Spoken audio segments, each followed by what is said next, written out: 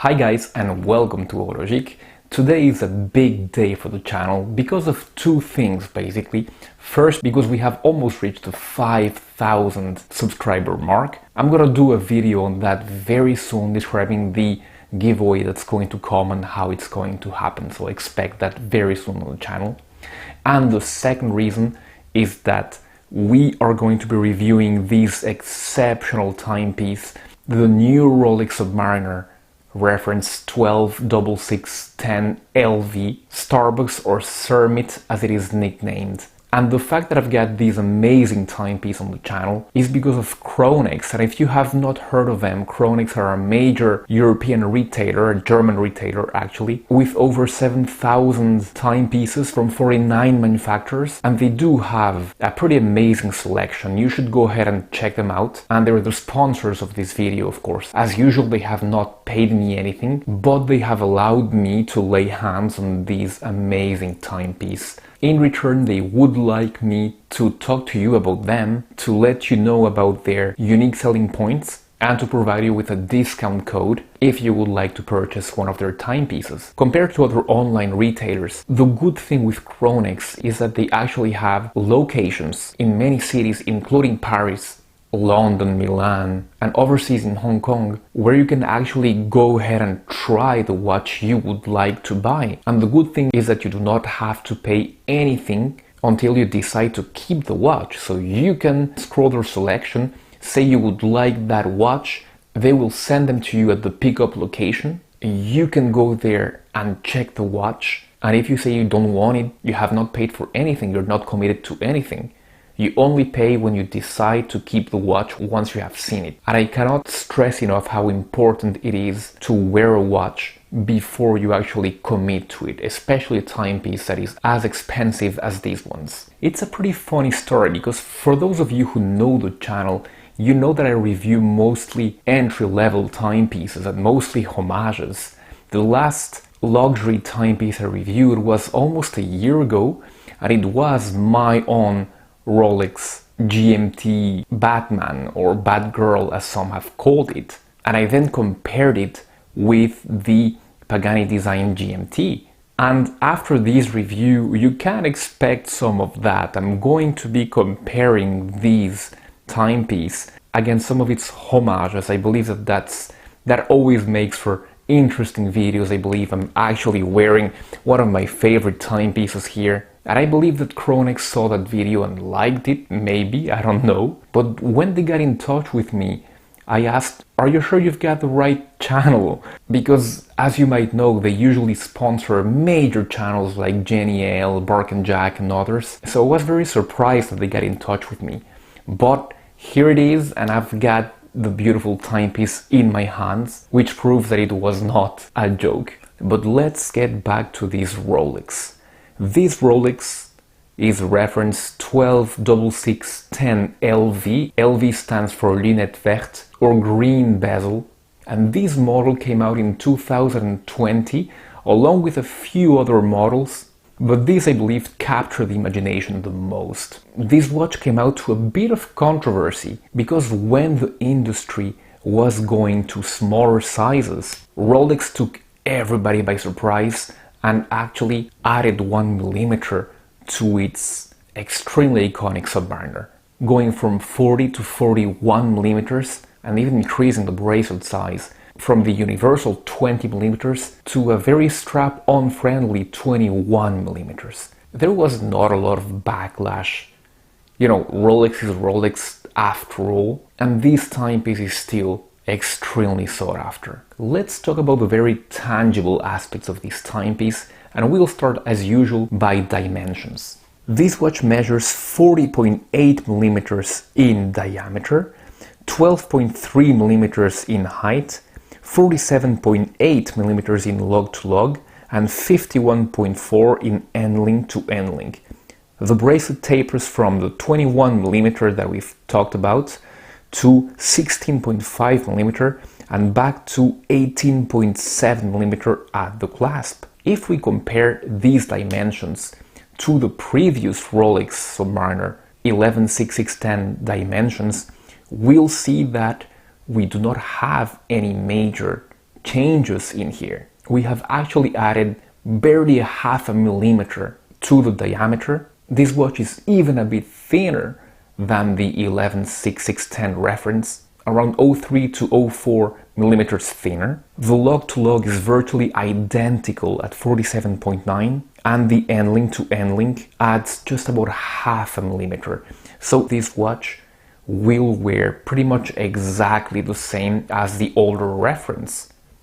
So the biggest change here in the dimensions will come from the bracelet. I know that Rolex are still calling these the super case, but the logs look much slimmer than on the previous generation. It might have to do with the fact that they have made this bracelet go to 21 millimeters. The dial in here is the maxi dial with the big indices that Rolex has been using since their previous generation, and that is not stainless steel that you're seeing, but it is actually white gold. Same thing for the Mercedes hands, of course, and inside both those hands and those indices is plenty of chromolite, and once you light it up before going to bed, you're going to see this watch glow for the whole night. It is actually pretty impressive.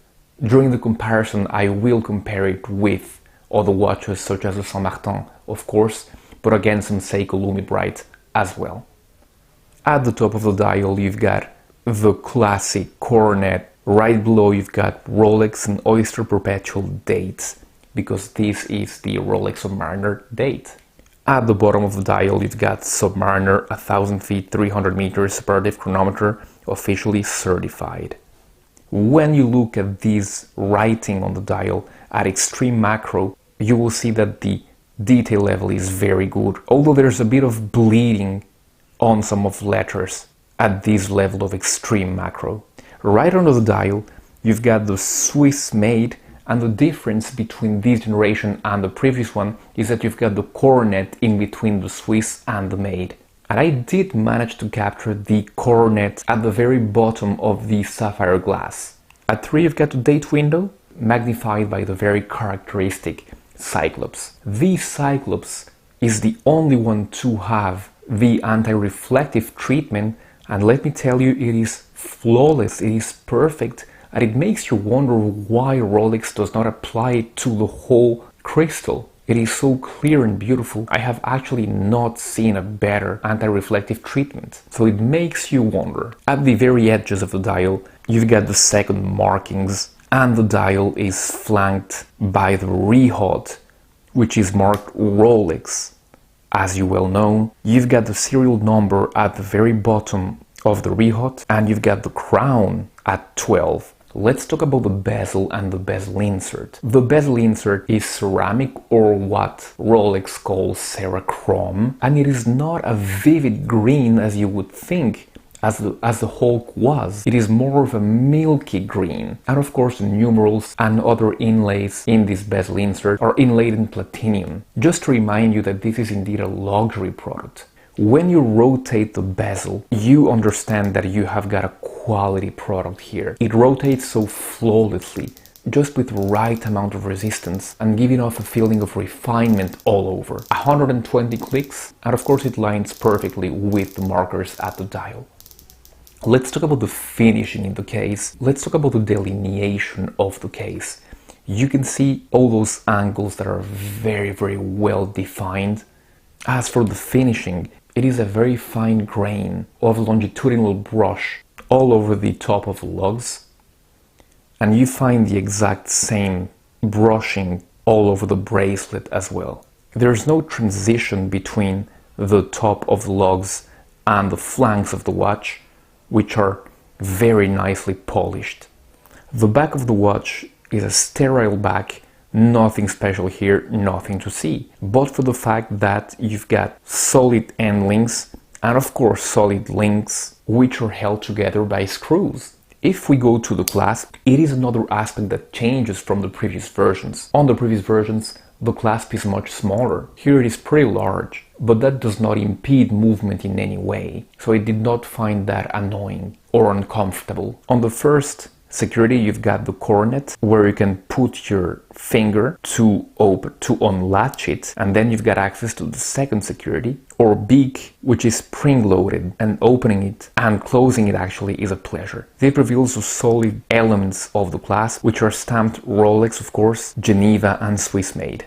And inside of the clasp, you've got the very famous glide lock system. And this system allows you to micro-adjust the watch to your size depending on the circumstances. For example, on a hot, sweaty day, your wrist might get bigger and you might need 2 or 3 millimeters more that you can easily adjust with these. In the week that I have been wearing this watch, I have already used it many times. It is very useful. The movement inside is a Rolex in-house 3235 that Rolex inaugurated with these watches. And contrary to the 3135s from the previous version, it extends the power reserve from 48 to 70 hours, which has become an industry standard here. But the most amazing part about Rolex watches is their accuracy. Even though they do send their movements to COSC, they then case them back into their watches and test them for them to be within +2 or -2 seconds a day. And I can attest to that with this watch because it is running at -1.6 seconds per day, which is really amazing. In addition to that, it has got an anti-magnetic hairspring, and it of course beats at 8 beats per second or 28,800 beats per hour. So a high beat which gives you a sensation of a second hand that is gliding. The crown is of course screwed down, helping with the 300 meters of water resistance of this watch. So it is a true diver watch. I guess that nobody will do it, but you can strap this watch to your wrist and go diving 60, 80, 100 meters on an underwater adventure. The screwing out of the crown is even and refined, and when you set the time, you've got an amount of resistance in there that I have not experienced in other timepieces. Alright, I have described this watch objectively to you, but what I have not done is talk to you about all the intangibles around it. I don't know what it is, but maybe it's the fact that it is a very sought after timepiece. But more than with my GMT Master 2, I was impressed by the quality of this watch, the feeling of solidity, the refinement. You have heard me say that word a lot during this review. The refinement of this watch is pretty indescribable. It is solid, rugged, yet refined. And I believe that that is part of the charm of Rolex and why people line up to get their watches. That and the fact that they are so precise. Should they cost as much as they do on the second-hand market, and even new, well, the market seems to think so, certainly. And even though you can buy pretty much all the mid-range watches that I have reviewed with what this watch costs, it is up to you to say if it is worth it or not. Again, many people seem to think it is. You do have the sensation to have certainly a luxury product in your hands, that is for certain. But it costs what it costs. And even though I can tell you right away that the Saint Martin and all of the other ones cannot touch it on many aspects, how close do they actually come? We will see that on a comparative video very soon. So stay tuned for that. Do subscribe to the channel. I'm going to be releasing that video about the 5K giveaway very soon. In the meantime, here are some other videos about luxury timepieces on my channel, because yes, I have reviewed luxury timepieces, especially at the beginning of the channel, so you can go and check those. Thank you again, and I'll be seeing you very soon. Goodbye.